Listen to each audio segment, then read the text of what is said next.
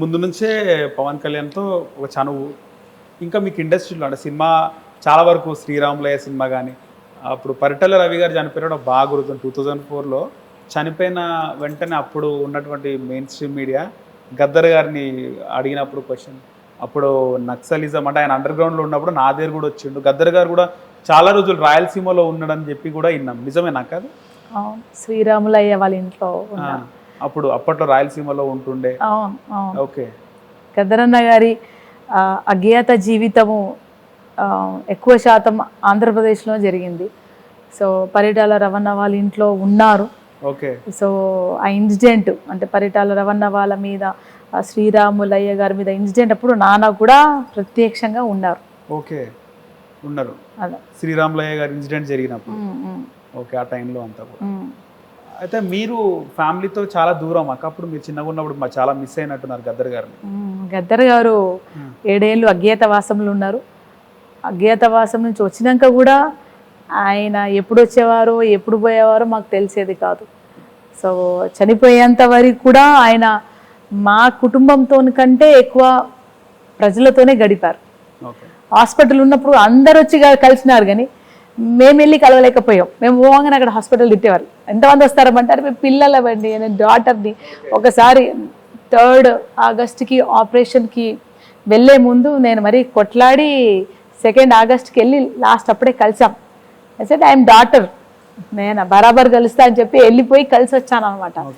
So ఆయన చనిపోయేంత వరకు కూడా ప్రజలతోనే ఎక్కువ శాతం ప్రజల కోసమే బతికారు.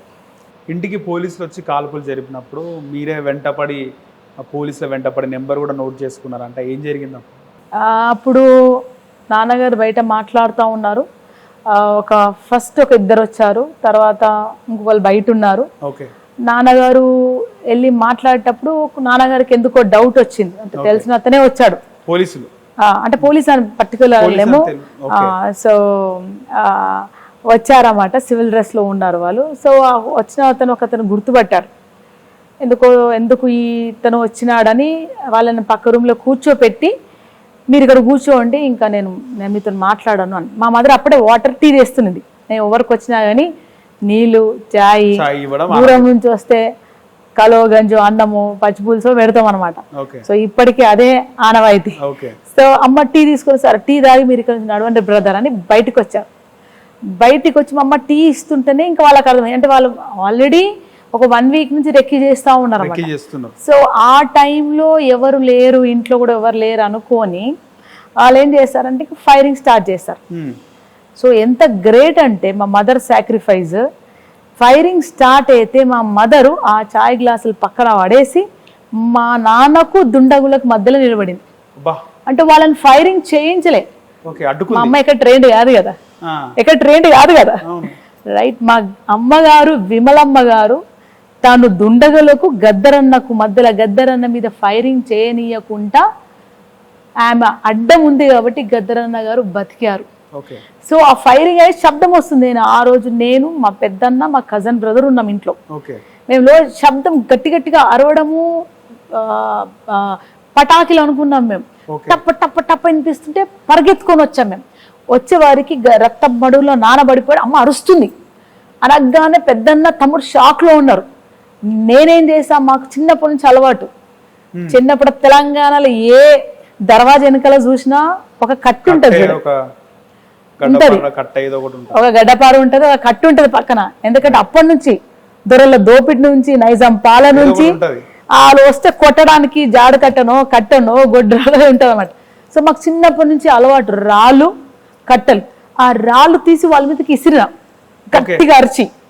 నేను చాలా చిన్నగా ఉన్నాను అప్పుడు, 14 years అనుకుంటా. ఇస్త్రీ కొట్టగానే వాళ్ళకి అర్థం కాలే, వాళ్ళు చిన్న పిల్లలే అనుకుంటే మళ్ళా వాళ్ళు కన్ఫర్మ్ చేసుకొని ఫైరింగ్ అనుకున్నారు. నేను అరిచేవారికి అరిచి రాళ్ళు కొడుతుంటే వాళ్ళు కన్ఫ్యూజ్ అయ్యారు. ఈ చిన్నపిల్ల ఏంది మా మీదకి తిరుగుబాటు చేస్తుందని ఫైరింగ్ చేశారు. నా మీదకి కూడా ఫైరింగ్, 4 ఫైరింగ్స్ అయ్యాయి. పక్క అతను ఏం చేస్తారు, ఫైర్ చేయదని చెయ్యిలా ఆయన నూకినారు. సో గాలిలో ఫైరింగ్ చేసుకుంటా వాళ్ళని 2 కిలోమీటర్లు పరిగెత్తించాం. సో 2 కిలో పరిగెత్తుకొని లోతుకుంటా వారికి వచ్చి ఆ బండి నంబర్ నోట్ చేసుకొని వచ్చా. అంటే ఒకవేళ మేము చిన్న పిల్లలమేనంటే వాళ్ళు ఆ టాస్క్ కంప్లీట్ చేసుకొని పోయేవాళ్ళు. ఓకే. కానీ మేము ఇక్కడ తిరుగుబాటు చేసినాం, పరిగెత్తి పోయి మళ్ళీ వచ్చేటప్పుడు జనాలు గుమ్ము తీసుకొని వచ్చి రాగానే మా అన్న పక్కింటి వాళ్ళు అందరు కలిసి స్కూటర్ మీద ఎక్కించుకొని లోతుకుంట హాస్పిటల్ తీసుకెళ్లారు. ఆ టైంలో మేము ఒక 1 month ముందే ల్యాండ్ లైన్ తీసేస్తాం అనమాట. ఈ థ్రెటనింగ్ కాల్స్ వస్తున్నాయి, ల్యాండ్ లైనే తీసేస్తారు నాన్న. ఊరికే వాళ్ళకి జవాబు చెప్పడేంటి అని చెప్పి వాళ్ళు బెదిరించడం అని ఫోనే తీసేస్తాడు. సో నేను ఇంటికి వీళ్ళ హాస్పిటల్ ఎత్తుకొని బయలుదేరంగానే నేనేం చేస్తా, లోపలికి వెళ్ళి టెలిఫోన్ డైరీ తీసుకొని టెలిఫోన్ బూత్ ఉంటుండే కదా మనకు, టెలిఫోన్ బూత్కి వెళ్ళి అందరికి కాల్ చేసాం. మొదటిగా పోలీస్ స్టేషన్స్కి, సీఎం ఆఫీస్కి, ప్రజా సంఘాలకు, సెక్రటేరియట్కి, కళాకారులకు, ఉద్యమకారులకు, ప్రెస్కి, అందరికి కాల్ చేసే లోపల గద్దరన్న గాంధీ హాస్పిటల్ వెళ్ళిన 5 నిమిషాలకి మొత్తము గాంధీ హాస్పిటల్ సికింద్రాబాద్ అంతా 1,00,000 మందితో జమ అయిపోయింది. 5:15కి ఇన్సిడెంట్ అయితే 6 o'clock ఆల్ ఇండియా న్యూస్లో వచ్చేసింది. సో నాన్నని ఇక్కడ నుంచి తీసుకొని లోతుకుంట వెళ్ళినప్పుడు లోతుకుంట హాస్పిటల్ నేను తీసుకోను అని చెప్పారు. ఇలాంటి కేసు నేను తీసుకోను అంటే అక్కడ రోడ్డు మీద నిలబడ్డ ఆటో అతన్ని రిక్వెస్ట్ చేస్తే ఎక్కించుకొని గాంధీ హాస్పిటల్ దాకా దించినారు. అక్కడ ఆటో ఆయనకు నాన్న చెప్తూ వచ్చాడు, నువ్వు భయపడొద్దు, నేను గద్దర్ని, నీ మీద ఎటువంటి పోలీస్ కేసు కాదు, విమల నువ్వు కూడా భయపడొద్దు, నేను బతుకుతాను.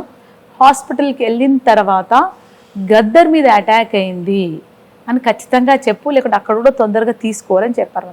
సో ఆ ఆటో డ్రైవర్ వచ్చి నాన్న లోపలగా పట్టించి, అప్పటికి అన్న ఉన్నాడు, తమ్ముడు ఉన్నారు, పక్క వాళ్ళు మనకు పాలమూల లేబర్స్ మహబూబ్ నుంచి వచ్చిన వాళ్ళు కూడా ఉన్నారు.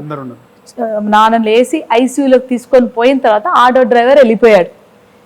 వెళ్ళిపోయి ఇన్నేళ్ళు అవుతున్నా ఒక్కసారి కూడా ఆటో డ్రైవర్ వచ్చి నేనే గద్దరని నా ఆటోలో కూర్చోబెట్టుకొని తీసుకుపోయి అడ్మిట్ చేసి రక్షించానని ఆయన ఎక్కడ చెప్పుకోవట్లేదు. కానీ గద్దర్ గారి ఇన్సిడెంట్ వచ్చినప్పుడల్లా నేను కానీ, మా అన్న కానీ, మా నాన్న కానీ, మా అమ్మ కానీ ఆ ఆటో డ్రైవర్కి దండం పెడుతూ, అన్న ఏడున్నావు రండి, మేము ఏం చెయ్యం మీకు, మేము మీకు బట్టలు పెట్టుకొని కాలు మొక్తాం అని మాంతలు మేము చెప్తున్నాం. అంటే అది కదా ప్రేమ, అది కృతజ్ఞత. అది అంటే ఆటో డ్రైవర్ ఎంత గొప్ప వ్యక్తి. ఆ టైంలో గద్దర్తో ఉంటే కూడా ఏడ కాల్చేస్తారు అనే టైంలో, ఏడ చంపేస్తారు ఎన్కౌంటర్ అనే టైంలో ఆయన వచ్చిపోయిన తర్వాత ఎన్నిసార్లు వేదికలు చెప్పినా ఆ అన్న రాలే. మరి ఒక్కసారి ఈ ఇన్సిడెంట్ గుర్తు చేసినందుకు ఆటో డ్రైవర్ అన్నకు వందనాలు. ఓకే రైట్ అక్క. సో మీరు అంత డేర్గా ఉరికినారు ఆ ఏజ్లో, 6 ఏళ్ళు ఉన్నారు అక్క? ఎన్ని ఇయర్స్? 14 సో వాళ్ళు షాక్ అయిపోయారు, నేను తీసేది అమ్మాయి రియాక్ట్ అవుతుంది ఏంది అని. సో వాళ్ళని ఆల్మోస్ట్ ఆల్ బుధేవి నగర్ నుంచి లోతుకుంట దాకా పరిగెత్తుడే, నేను మిమ్మల్ని పట్టుకుంటారా వదిలేదు లేదని పరిగెత్తుకుంటూ రాళ్ళు ఉసురుకుంటూ కార్ నెంబర్ నోట్ చేసుకొని వచ్చిన. సో అప్పుడు ఇంకా జంగల్ ఉండొచ్చు, లోతుకుంటా అంతా అడవే, ఖాళీ ప్లేస్.